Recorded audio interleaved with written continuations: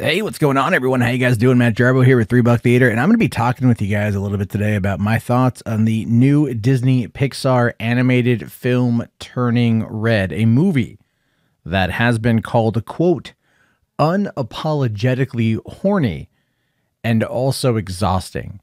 Two different extremes, two different reactions to those particular reviews, and I'm not going to lie, it kind of lies somewhere in the middle and also kind of touches upon both pretty well. Let me just say there will be spoilers on this particular discussion.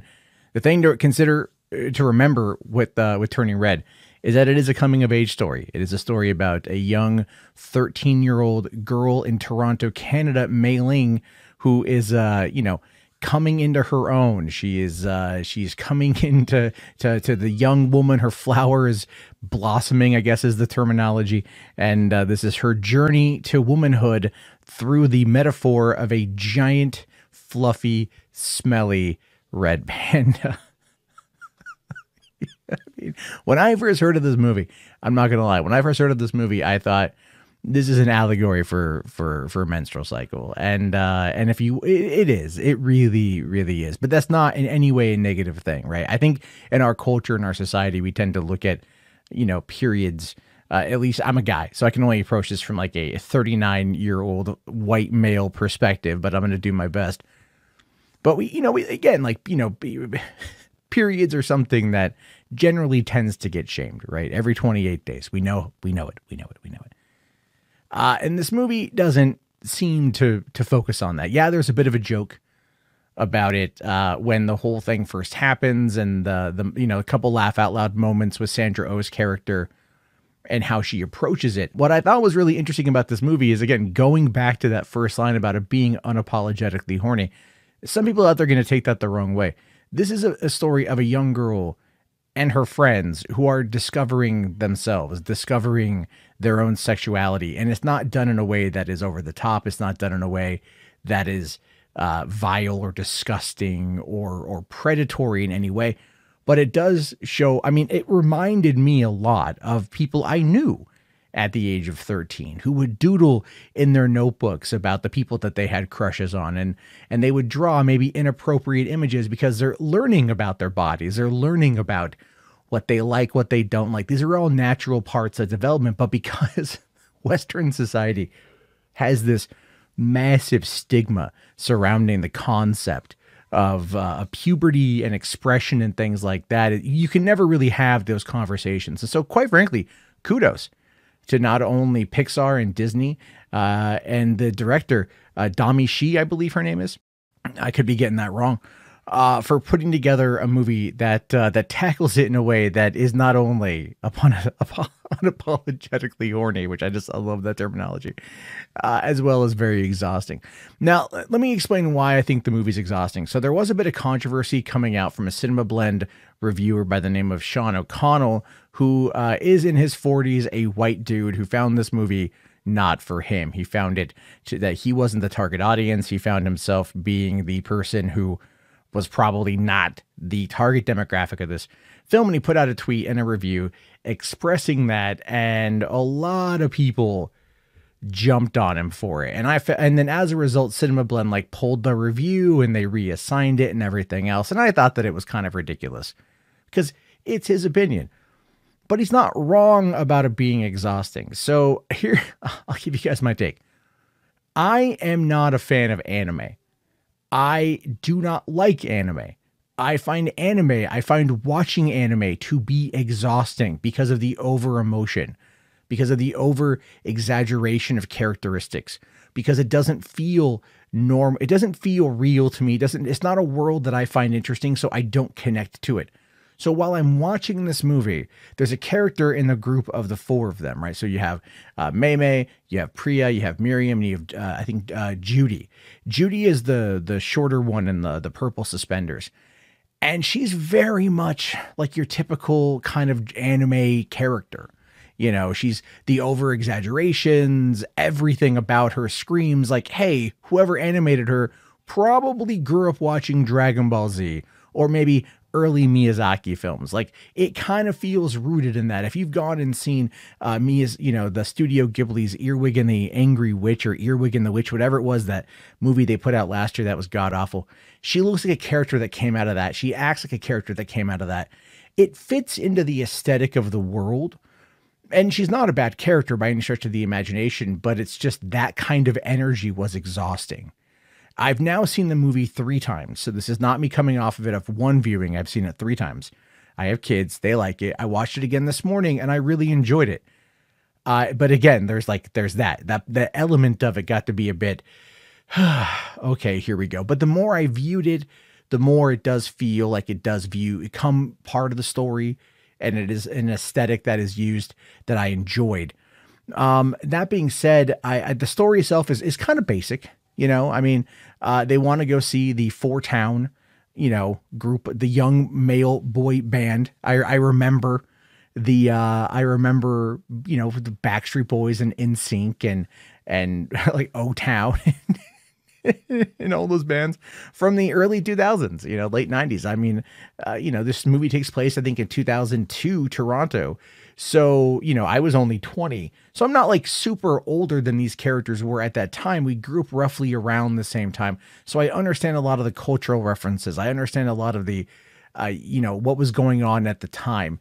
And so for me, I did take a little bit of, there was some joy there. I did. I had a little bit of joy going back into the nostalgic, memories and pulling back from when I was younger, because I'll be honest with you guys, I'm a big Spice Girls fan, so I understand their desire to go see 4-town. When Spice Girls had their reunion tour in 2007, my friend and I were at their very first performance at Staples Center in Los Angeles. We traveled from San Diego. So I totally understand the desire to see a concert like this.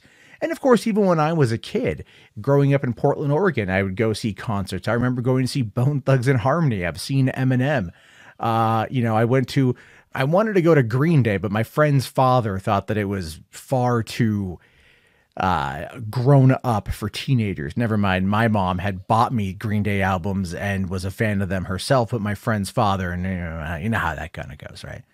My friend didn't want to defy his dad then, so we didn't go see the movie, or didn't go see the concert. But I understand what they were going for in the time, and I get the angst and the animosity that these kids feel, and I understand pushing back against your parents and all that kind of stuff. And so I really appreciated how they were able to tell this story. My only real complaint about the film, if I had to have one, was I felt that, I think Rosalie Chiang, if I'm mispronouncing that, I apologize, the lead actress, Mei Lei's character, I didn't like her. I don't like her as a voice talent. I felt that she was also exhausting to listen to an extent. Like, she just wasn't able to, she was able to capture a lot of the emotions I felt needed to be there. But then there were other times where it was just, she couldn't get the emotional depth. She's like a kid, so I can't fault her too much for that. She's not my favorite part of the movie at all. I like the friends. I like the family. She's like, the lead character is like my least favorite character in the movie. And that's not to say that I won't watch the movie again, or maybe she won't grow on me the more I watch it. These things tend to happen. Like I talked about in the patio commentary of Encanto. When I first watched Encanto, I didn't care for the movie, but upon repeated viewings, I found myself very much liking it. And now I love the damn thing. So this might be another one of those films. I do feel like this should be seen. This could be seen in theaters. I don't know if it necessarily needed to be seen. The visuals are definitely there as far as Pixar is concerned, but it also kind of feels like it is trying to mimic other studios' work, whether it is Studio Ghibli or maybe even Blue Sky to an extent. How it kind of the way Blue Sky made the Peanuts movie back in 2015. This looks kind of similar. The mouths move and act a bit like Aardman's Wallace and Gromit. It feels like an amalgamation from different studios. And it feels like it's tying into an aesthetic that is not inherently Pixar. Like Luca feels like a Pixar movie because it feels more like an art project. Turning Red didn't feel like an art project. It felt like a Saturday morning cartoon or something you might find on Toonami back in the early 2000s, which is probably the aesthetic that they were going for. And like I said, anime was a big part of this. And I can see this being a big draw for the younger generation who actually, for one, wants a salient story and who also grew up watching anime and enjoy that type of visualization. It's not really for me. I can turn that part of my brain off and enjoy this movie. However, that is a complaint that I have. At the end of the day, it's entirely worth a watch, or 5. I think it's a very fun movie. The climax with like the mom having like a Godzilla style, panda made me laugh, but it also felt kind of like, oh, okay. Like they needed a big climax. They needed a big thing at the end of the movie. I understand that, but I feel like it also kind of like, whereas like Luca, for example, had the climax with the bike race, right? The Porto Rosso Cup. And that was their big thing. And it worked really well for the small isolated story that was Luca. This is a similar isolated story, but they went and they just turned it into this massive, like Godzilla kaiju type situation, this disaster flick type thing, monster movie that I guess maybe ties into the allegory of puberty and your body changing and you feeling different and you feel like a monster perhaps at times. But it felt like, they didn't do enough to really, I think, explain like the mysticism side of it.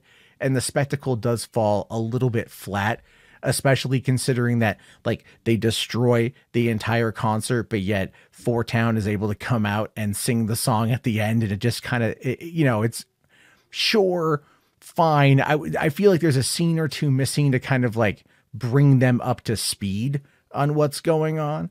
Because realistically speaking, if you have like gigantic pandas that are fighting it out in this stadium, you may not be inclined to immediately perform, your number one Billboard charting hit. So just saying on that one. But like I said, it's an anime movie for kids, so I'm kind of overthinking this one, obviously. Don't cancel me, bro. However, I want to hear your thoughts. I want to hear your opinions on this one. Turning red, yay, nay, or the other. Let me know down in the comment section. If you'd like to see me do a deeper dive into this, like thematically, and break down the story for an episode of Podio Commentary, let me know. If you haven't checked that out, that is youtube.com/Podio Commentary. Link will be in the video description for Encanto, as well as the Batman and Texas Chainsaw Massacre and other movies. I have a smorgasbord of things that I take a look at. Anyway, guys, thank you so much for listening to this. Have yourself a great day. Go watch the movie if you haven't. Let me know your thoughts. I'll talk to you later, and peace out.